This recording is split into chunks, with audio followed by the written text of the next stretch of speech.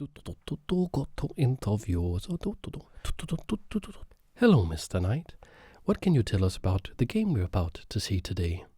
But okay, I think I'm very proud of this game. I played some good moves. You have been called the most artistic piece on the chessboard. What do you say to that?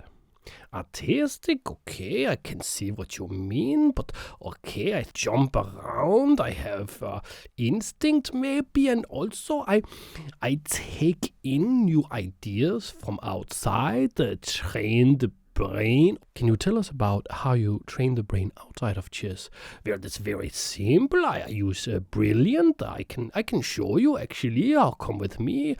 So, okay, here I'm using computer. So click, and if you look at the screen, yes, here we are. Brilliant. It is the best interactive way to learn math, science, and computer science. I get many inputs, I flex the brain with learning new things. It helps my chess very much. You can say inspiration, you can say ideas, but you can also say just train the brain. Brilliant has thousands of lessons. You can learn about almost anything, and it's very well done, very visual, very beautiful, very effective. You can get started for free. Visit brilliant.org/ASMR chess or click the link in the description. The first 200 of you will get 20% off Brilliant's annual premium subscription. And learning just a little bit every day can have huge impact. I spend 30 minutes on Brilliant a day, and it's amazing how much I learn. If you want to use Brilliant yourself and level up your brain, you can go to brilliant.org/ASMR chess or use link in the description. Hello, Mr. King. Hello. So I have a plan I want to share with you. My plan is to go long journey and work together with other knights. We will sacrifice. We will go and smash up opponent's king side. Can we get permission to do this? Absolutely. I am in an aggressive mood today, and as long as it will not be I, myself, the king, that shall be sacrificed, I will go along with this plan. Fantastic. See you on the battlefield. It is good to be the king.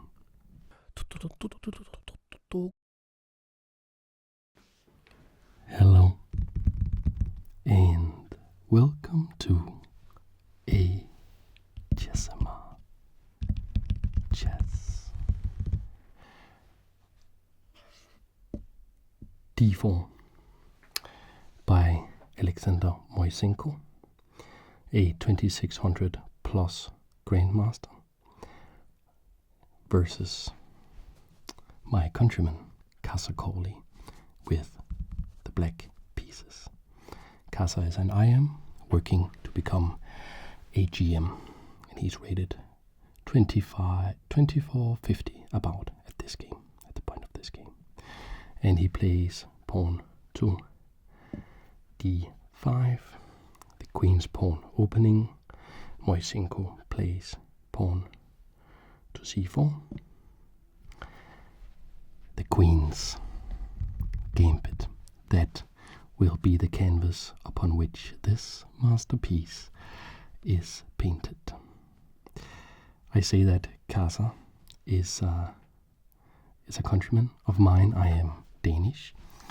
Kassa plays pawn to e6 here, and it's sort of half true because Kassa was born in the US. Knight to c3 by white here, but his grandparents are Danish, and I actually met him, and he comes to Denmark and plays in the Extracon Open chess tournament, and he comes here a lot, and his Danish is pretty decent, and he's a very, very cool guy and a very exciting player who, in this position, played knight to f6. So this is a very, very standard opening. It's just the queen's gambit. What variation will we go into? What will we see here? we see something called the exchange variation, with this pawn here being exchanged for this pawn right here. So c takes d, e takes d, and what is that about? I'm very happy, actually, very happy, actually, very happy that this particular masterpiece takes place in this exchange variation of the Queen's Gambit. Why is that? That is because I play a lot of Queen's Gambit and I don't really know anything about the exchange variation. So this is a good opportunity to study that, learn a little bit. Okay, so what is the point? The point is to exchange the c pawn for the e pawn, and the argument is that the c pawn is not as strong, not as important as the e pawn here. So of course we want to put pawns in the center, so that argument makes a lot of sense. Why doesn't white always play this? Well, of course there is a downside. What is the downside? The downside is that you give black avenues of attack. So with this pawn gone, we can imagine a rook coming to the e-file. We can see this bishop having more free reign. We can see particularly this bishop have more free reign, not being blocked in, for instance, by a pawn on e6. Moiseenko plays the main move in the position, bishop to g5, pinning the knight to the queen, and here we see Kassa's intention. The threat of bishop to g5 is pretty simple. Bishop takes knight, queen recaptures so as not to damage the pawn structure, but if the queen recaptures, it will no longer be looking after this pawn here that can be captured by the knight. Therefore, pawn to c6. The e-pawn could not defend this, so let's defend it with the c-pawn. Pawn to e3. So of course, white would love to play this pawn to e4, but that is under white's control. At this point in time, if you go directly to e4, pawn takes pawn, you could recapture with the knight, but you will not gain a strong position. So white wants to play pawn to e4, but all in due time, with due preparation. Pawn to e4 is the main thematic break. That is the point of white's opening play, but it has to be at the right moment with the right preparation.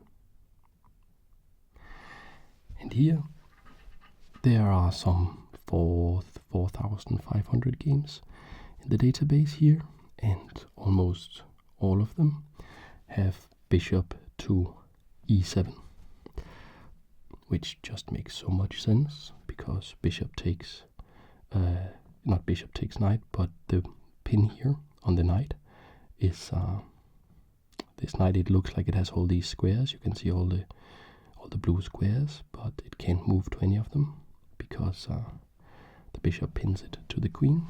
So bishop to e7 would break that pin. The other big move in the position theoretically is knight on b to d7 to reinforce this knight. Kassa plays neither. He plays the rare move, not a novelty, but it's a rare move, bishop to e6. So he's showing his attention. He's showing his intention. He is playing aggressively. He's not breaking the pin. He is okay with the relationship between this bishop and this queen being the way it is. And we will see some very nasty tricks that Kassa has up his sleeve, that where he will use that relation. That looks like it's strong for white, but if you do it the right way, it can be strong for black as well. And it's interesting that that a 2450 IM is playing very aggressively, playing for the win with the black pieces against a very strong grandmaster with more than 2600 in rating. Moiseenko plays bishop to d3, and why not knight out first? Because, you know, if you don't have a reason not to play the knight out, then you play the knight before the bishop. The reason is the bishop has long legs. It can get to the square it wants to very, very, very quickly. Whereas the knight needs more time. So you want, if possible, the position to crystallize. You want to see what the pawn structure is going to be. You want to see where the bishop is most needed, and then go there in one move. So that's why you want to develop the bishop later, if possible. But you in this position with the white pieces, you want to play this pawn to f3 so that you can play this pawn to e4 and have it protected by the bishop, the knight, and the pawn. And if you're going to play the pawn to f3, then you can't very well have the knight on f3. That will be in the way. So therefore you want the knight to be on e2. But if the knight is on e2, then the bishop has to be moved first. Does that make sense? Because otherwise it would be trapped here on f1. So that is the reasoning behind bishop to d3 at this moment in time. So the position is quite rare at this point, mostly due to bishop to d6 instead of e7. But there are some games in the database. But now Kassa played something that's almost a novelty. He played castles, which is a fine move, but you have to be pretty brave to play this at this point. Why? Well, when Kassa was making his preparation, looking with the computer, studying the position himself, and I think he said in some interview about this game that it was some pretty old preparation. It was more than a year old at this point, maybe 2 years old. Then he had to look at the position, look in the database, and see that there were no winning games. Black had won 0 games with castles in this position. So the creativity to go ahead and explore that anyways is very inspiring and very cool. And I know Kassa is trying to become a grandmaster, and that is a place where many strong chess players are stuck. They are really strong international masters, and getting that final push to go over 2500 and get the norms to become grandmasters, very tough. Guy like Levi Rossman, he's an IM Gotham Chess, and he gave up. Actually, I still believe he can and maybe will one day become a grandmaster, but he gave up. And Eric Rosen doesn't seem to believe that he can become a grandmaster. He's an IM as well, and these are really talented, very famous people. So it's very tough. But I mean, with the aggression shown in this game against a very strong opponent, Kassa certainly shows his intention. He's not here to make an easy draw or anything. No, he's here to win.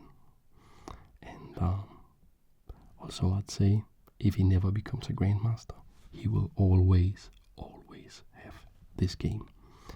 And maybe that even counts for more. This is close to being an Immortal game. And I mean, Kassa, if you are watching, I know he has a YouTube channel. I don't know if I can sort of ping him in any way, but if you're watching, can you do a comment where you tell me basically, would you rather have never played this game and then become a grandmaster, or would you rather never become a grandmaster but keep this game? What would be more important to you? Because I mean, this game it's basically Immortal. It's just a piece of absolute beauty. Like, I'm never going, like most chess players are never going to play anything even remotely as beautiful as this. Well, Kassa castled. The castle. Kassa castled. And queen to c2, lining up a battery with the bishop. These two are now working together in attacking the h7 pawn. So now white has a threat, capturing the knight. Then if queen recaptures, bishop takes h7, check, it's defended, cannot be captured. King would have to move. Big trouble for black. So there's only two moves. One is actually king to h8, because there is a variation, you can check it out, where you try to trap the bishop, and it's a big problem actually for white if you try to go for the pawn. And the other more straightforward way is just to play pawn to h6. It can no longer be captured on h7 because it's not there, and it's kicking the bishop on g5. Moiseenko plays bishop h4, like so. And here Kassa shows more of his aggressive intentions. Rook to e8, very natural move, lining up against the king. Also, it has defensive merit as well, because if somehow white gets a big attack against black's king here, the bishop can now go back to its starting square here on f1 and protect g7. Or you could have a knight b d7, knight to f8. And there is a saying in chess, with a knight on f8, it can't be mate.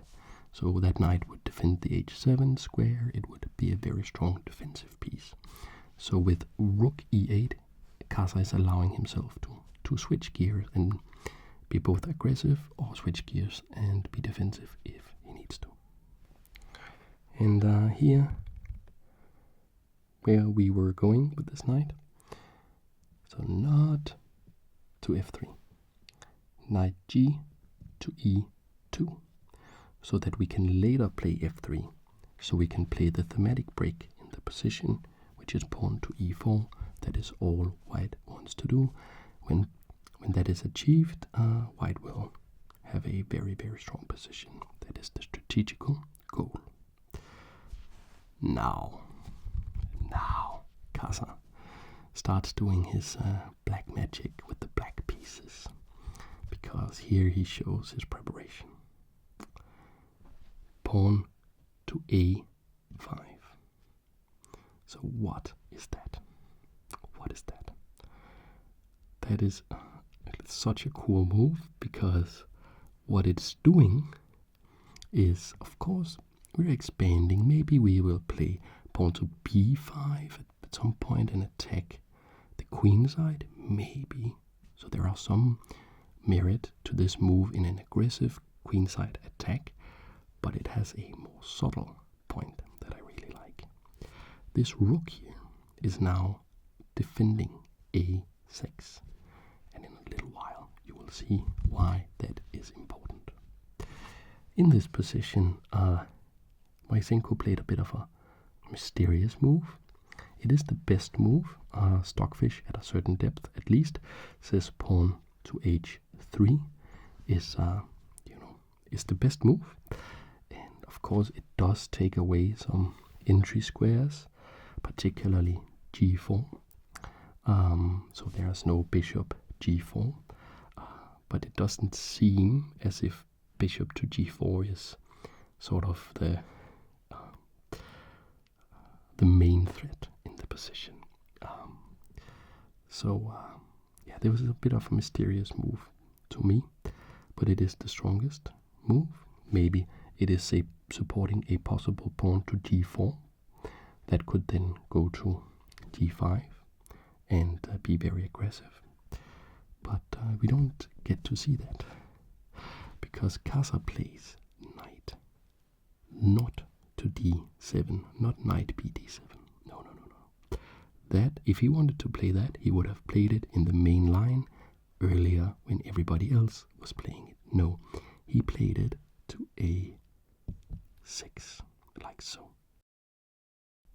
Okay, I am ready to go into the game, and as you can see here, the bishop, hello bishop, you can come capture me, but if capture, you see rook here, can come recapture, not damage pawn structure, so very good. And also I am beginning big journey. I threaten to come here to b4 for queen and also bishop, and very good strategical goal to get rid of bishop.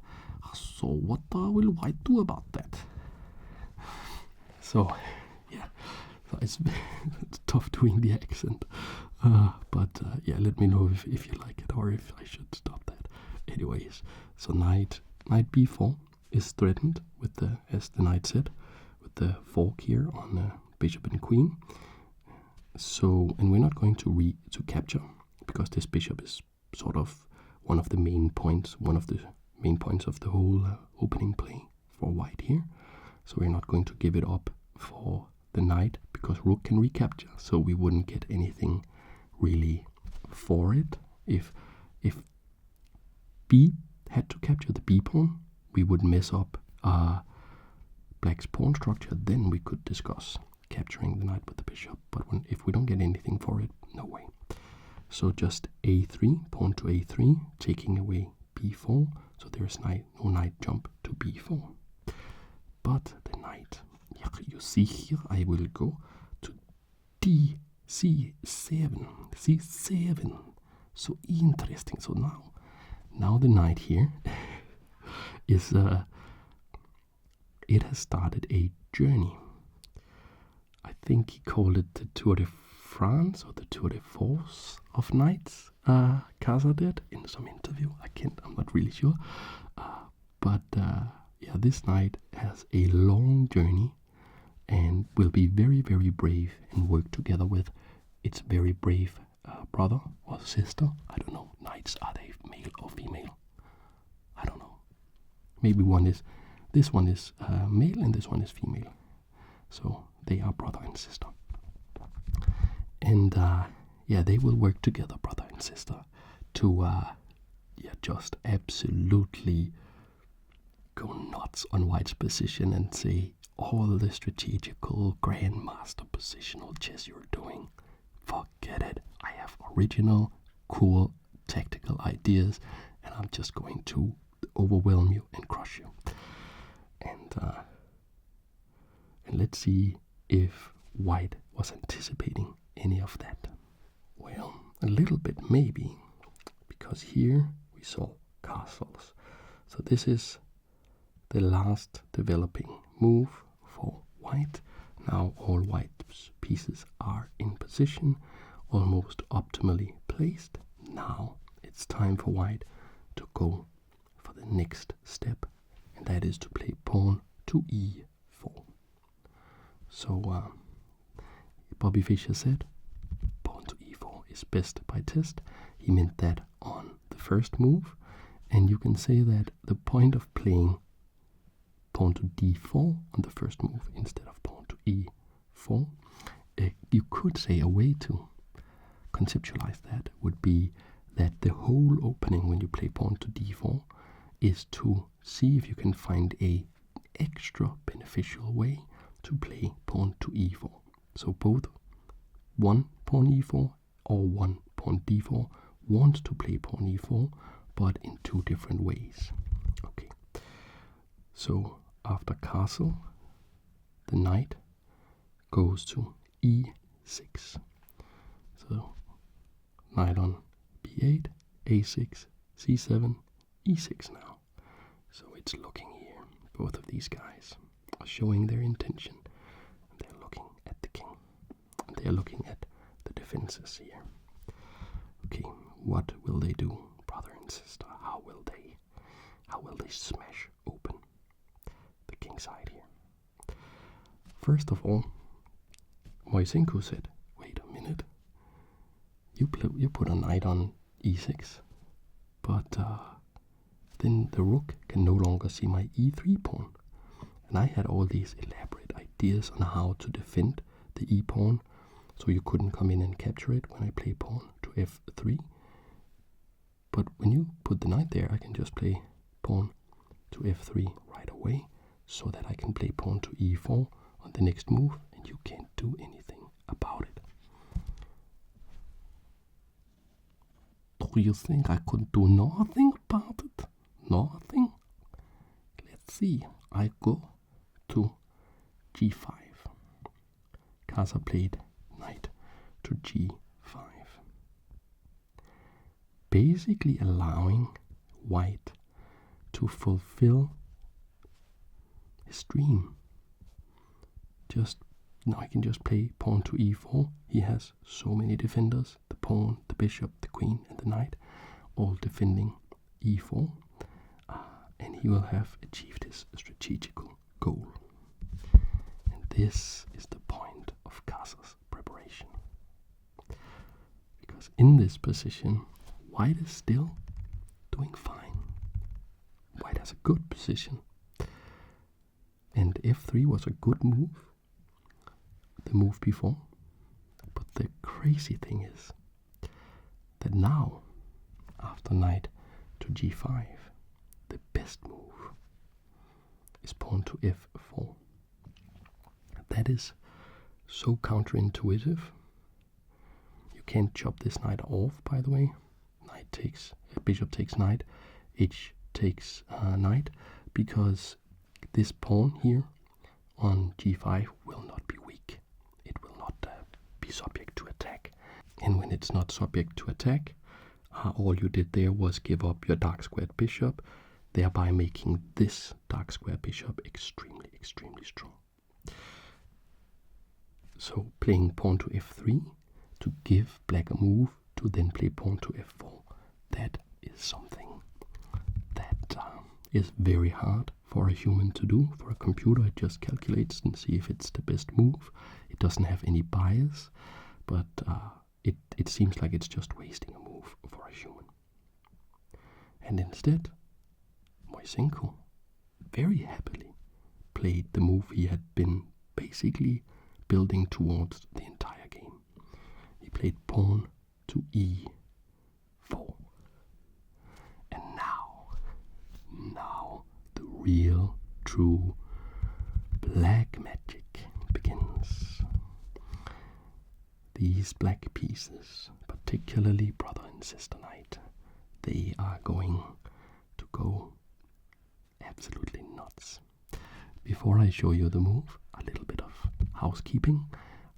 If you like this board, you can buy it. I have a link in the description somewhere below the brilliant link, and you get 10% off on the board, and you support my channel with 10% as well. So it's a bit of a win-win if you want this board here. Okay, are you ready for the move? Are you ready? Are you ready? Are you ready?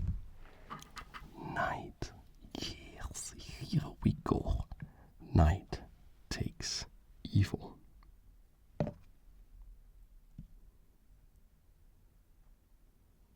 Like so. Interestingly, this is only the third piece to leave the board. You see here. So a lot of preparation from both sides. And believe it or not, white is busted. White is completely busted, because in this position, pawn to e4 was losing.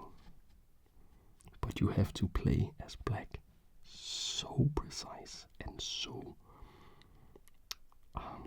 inspired. You have to be inspired to make this work, because you're giving up a lot of pieces. So obviously this knight must be taken. Pawn takes knight. Like so. And what is the point? Do you remember this queen earlier, and how this bishop wasn't on e7? Do you remember? And do you remember that I said that that could work out in black's favor, not in white's? So what is the trick? What is the trick? So the knight here will watch from the sidelines as its brother sacrifices itself. Knight takes h3. Check. And the point is that it's check. So there is no time for the bishop to capture the queen. The pawn can, however, capture the knight, which white does. So you can say that wasn't a real sacrifice, because now the queen swoops in and captures the bishop. Okay.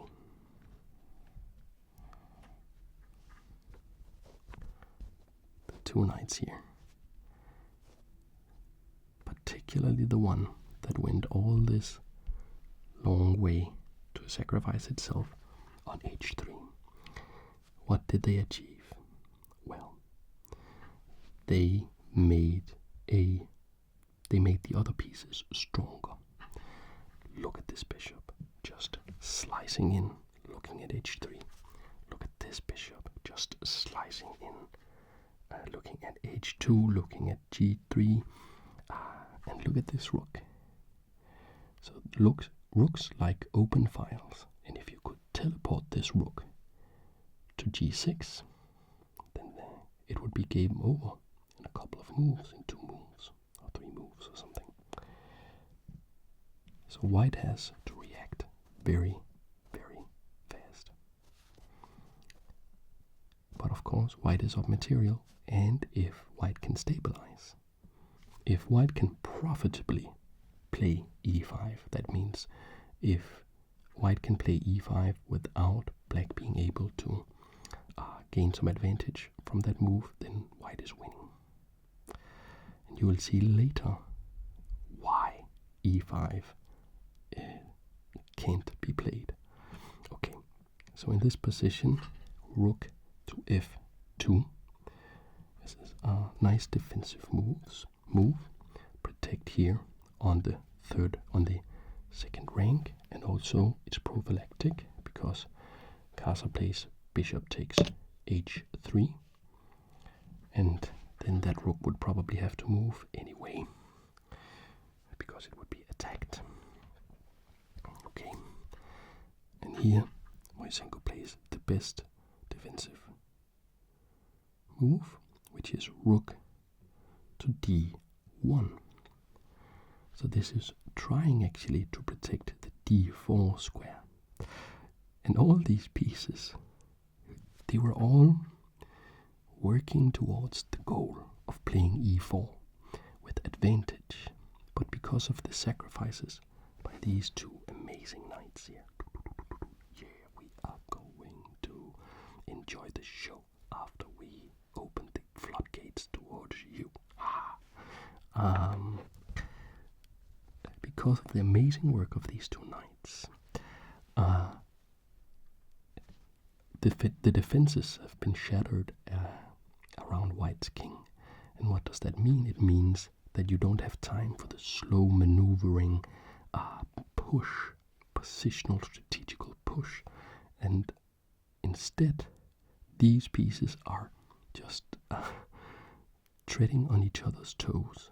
They don't have the mobility, the flexibility, the dynamism needed to quickly get back to defending against the attack, against the king.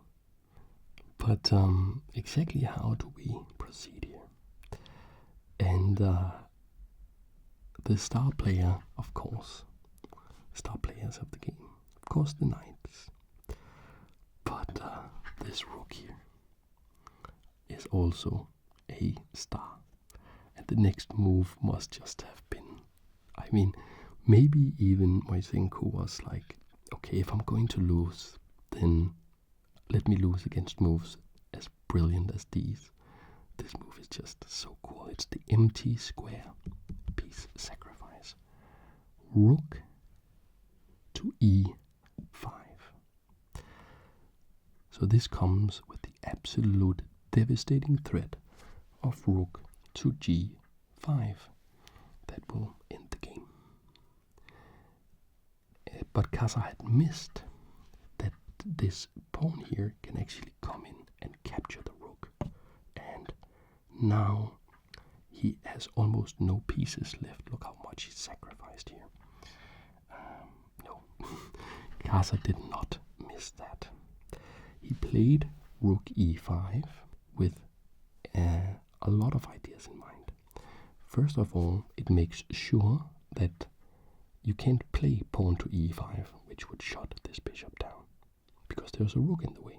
You have to capture. The only way to get the rook away is to capture with this pawn here.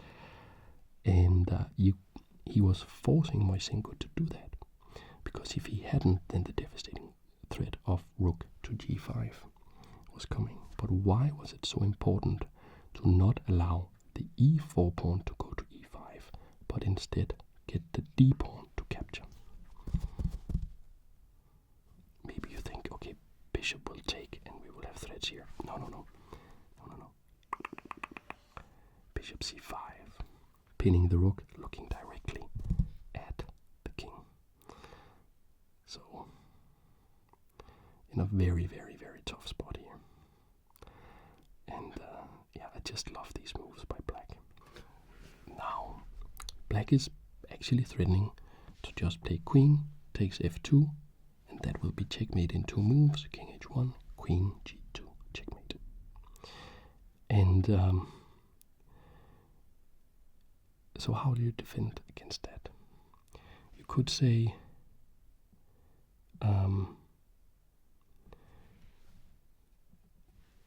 if you plot this into the computer, it says rook to f1 is the best move. But the problem is bishop takes f1 and you can't recapture, because queen takes f2 will be checkmate. So why play rook f1? It's to make room for this knight to go to d1 to protect on f2. And you will lose a lot of pieces, and black will come out absolutely dominating and winning. It's still the best move. It's the one that gives you the most moves until checkmate, but no human is ever going to play that. Instead we saw knight to e4, just a straight up sacrifice. Bishop takes here, and white is just giving material back, because now the queen can see the rook. So queen takes rook will be met with queen takes queen, bishop takes, and king takes, and then white will be winning. So that doesn't work.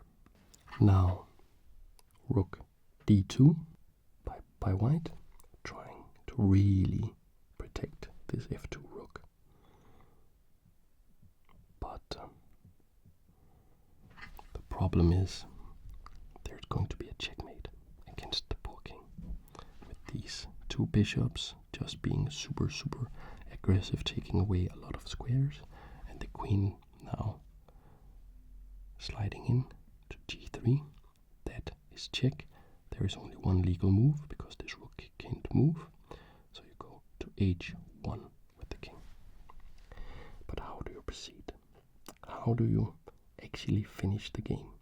Because however clumsy these pieces are here, trying to defend against this,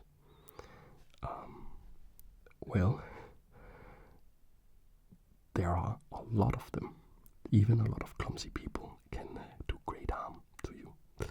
Maybe clumsy people are quite dangerous, actually, if you are not elegant, and if you, and this has this sort of fly like a butterfly, sting like a bee elegance to it, this game. So how do we circumvent these clumsy pieces, of which there are many, with these few elegant pieces? Bishop to g4. What's the idea? First of all, we have now queen h3 available, so that was a benefit of this move. Also, bishop to f3 check is now available. The best move, according to the computer, is to try and block or protect against bishop to f3 by going queen to d1, simply sacrificing the queen, which will just be losing, and there will be no hope. So instead, Moiseenko tried bishop f1, so that after bishop f3 check. Note, rook can't capture. Rook can't capture here because queen g1 backed up by the bishop would be checkmate. So bishop g2, and here there is a mate in 2 moves. Can you find the mate in 2 moves? Always look for checks first. How about bishop, or rather queen, h3 check? Oh, I can just capture it, huh? No, look, the board is not allowing me. It's not giving a color to that square. It's not a legal move. Why? Well, because it's pinned by this bishop, so I can't take here. And in this position, Moiseenko resigned because he only has one legal move, which is king to g1. And how do we finish the game? The pin. Remember the strength of the pin. The bishop here. Uh-oh. This rook is actually not defending this bishop. It can't move this rook because it's pinned to the king. So just queen takes g2. And that is checkmate. And that is Kassa Korley's Mona Lisa. And yeah, if you're watching this, Kassa, I love this game. It's just such an amazing game. And I hope you enjoyed it, my dear viewers. Also you, hello. I hope you really enjoyed it. And I hope I will see you in the next video. Thanks for watching.